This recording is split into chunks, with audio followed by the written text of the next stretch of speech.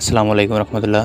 যারা একাদশ শ্রেণীতে ভর্তির জন্য সুযোগ পেয়েছেন কিন্তু অনলাইনে ভর্তিটা নিতেছে, হাতে কলমে ভর্তি নিতেছে না, এই ক্ষেত্রে আপনারা যে কলেজে হবেন ওই কলেজের ওয়েবসাইটে যাবেন। যাওয়ার পর আপনি নোটিশ বোর্ড চেক করবেন। নোটিশ বোর্ডে যাওয়ার পর দেখতে পারবেন যে একাদশ শ্রেণীর যে ভর্তির বিজ্ঞপ্তি ওইটা ওপেন করবেন।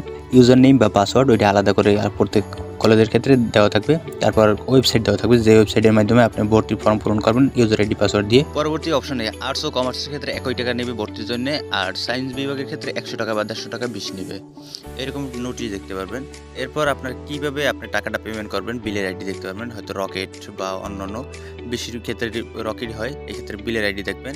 যদি *222# এখানে ডায়াল করে করতে পারেন, নয়তো বিলের আইডির মাধ্যমে করতে পারেন খুব সহজেই অ্যাপস থেকে। ইন্টার বিলের নাম্বার এর স্থানে 6 ডিজিটের যে এসএসসি রোল, ওই এসএসসি রোল দিবেন। নিচে একটা বিলেট নামে অপশন দেখবেন, এখানে প্রার্থীর নাম ও টাকার পরিমাণ শো করবে। এটা যদি কনফার্ম হয় ওই ক্ষেত্রে ইয়েস দিয়ে তারপর পিন নাম্বার দিয়ে সাবমিট করবেন। এরপর যে প্রয়োজনীয় কাগজপত্র লাগবে এটা নিচে দেওয়া থাকবে প্রয়োজনীয় কাগজপত্র। পরবর্তীতে আপনি ওয়েবসাইট কপি করে ওয়েবসাইটে ঢুকবেন। এরপর ইউজার নেম বা পাসওয়ার্ড এটাও কপি করে বা লিখে রেখে ওই অনুযায়ী আপনি দুইটাই দিবেন, ইউজার নেম এবং পাসওয়ার্ড একই হয়।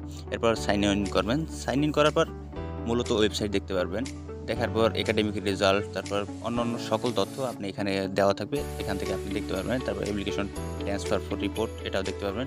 এক্ষেত্রে আপনি এডমিশন ফর্ম এখানে ক্লিক করবেন। এডমিশন ফর্ম ক্লিক করার পর এখানে একটা অপশন পাবেন যে সিলেক্ট ক্লাস বা ডিগ্রি, এরকম দেখতে পারবেন। এরপর গ্রুপ দেখতে পারবেন, কোন গ্রুপে আপনি চান্স পেয়েছেন ওই গ্রুপটা দেবেন, তারপর রোল নাম্বার দেবেন, তারপর চেক দেবেন।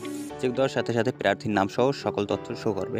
এখানে আপনি আপনার পিতার নাম, মাতার নাম, পিতার এনআইডি, মাতার এনআইডি যদি থাকে ওই ক্ষেত্রে দিতে পারবেন। পিতা মাতার ফোন নাম্বার ওইটা দেবেন। তারপর যে কোনো একটা পাসপোর্ট সাইজের বা অন্যান্য কোনো ছবি দিতে পারবেন। এরপর এসএসসি এর এডুকেশন কোয়ালিফিকেশন এইটা দেবেন, যে গ্রুপ, ডিপার্টমেন্ট, তারপর এক্সাম রোল, তারপর জিপিএ, এক্সাম ইয়ার, তারপর রেজিস্ট্রেশন নাম্বার, সেশন, তারপর বোর্ড, কোন বোর্ড, এগুলো আপনি দিবেন। এরপর আপনার এখানে দেওয়া থাকবে যে সাবজেক্ট 5টা, আরও 2টা আপনার অপশনাল নিতে হবে।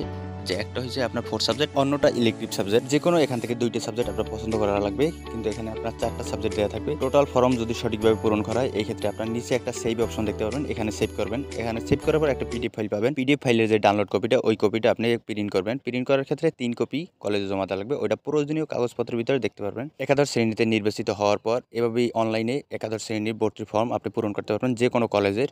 সকলেই ভালো থাকবেন, সুস্থতা কামনা করছি। আল্লাহ হাফেজ।